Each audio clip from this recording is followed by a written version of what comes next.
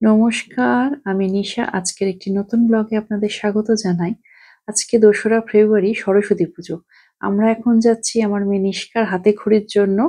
আ এবার যেখানে সরস্বতী পুজো হচ্ছে, এবার আমাদের বাড়ির কাছে লেক সাইডে পুজোটা হচ্ছে। চলুন আমরা যাই সেখানে। এই যে আমরা পৌঁছে গেছি এই মুহূর্তে।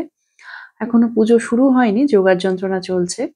একটা বড় হল ঘরের মধ্যে এই পুজোটা করা হচ্ছে এই বছর। আ এই যে যথারীতি উনি বাইরে। একটু আগে মানে ওকে সাজিয়ে গুছিয়ে আনা যে কি কষ্টকর! বাপরে বাপ! কিছুতেই স্থির নয়। ছোটবেলার কথা মনে পড়ে যায়। এই সরস্বতী পুজো নিয়ে কত প্ল্যান থাকতো আগে।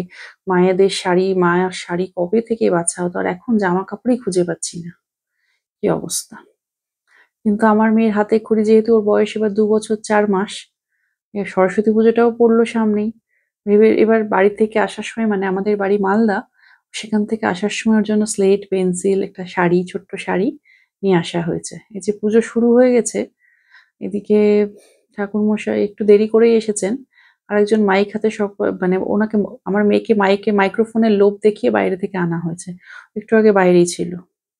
কতক্ষণ থাকবে জানি না। তবু এই মুহূর্তে তো আছে এবং সবাইকে মাইক্রোফোন নিয়ে বিরক্ত করছে। এই যে।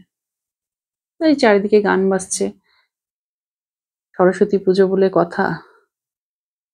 এই যে এখন পুজো শুরু হয়ে গেছে, কিন্তু আমার মেয়ে নেই। আমি ওই এক প্রান্তে বসে রয়েছি আর তাকে ওর বাবা সামলাচ্ছে।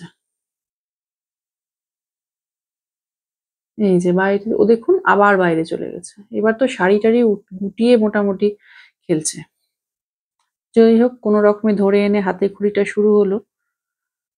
এই চলছে হাতেখড়ি। সুষ্ঠুভাবেই সম্পন্ন হয়েছে। ওকে যে এতক্ষণ শাড়ি পরিয়ে রাখতে পেরেছি এটাই অনেক। এখানে ভোগ খাওয়ারও ব্যবস্থা রয়েছে। তাই খেয়ে-দেয়েই বাড়ি চলে গেলাম। অনেক বেলাও হয়ে গেছিল, সকালে এসেছি। ছোট বাচ্চা নিয়ে অনেকটা দূর যেতে হয়। এই বছর মোটামুটি সরস্বতী পুজোটা ভালোই কাটলো। ঠিক আছে, আজকের ব্লগটা এখানেই শেষ করছি। ভালো লাগলে জানাবেন।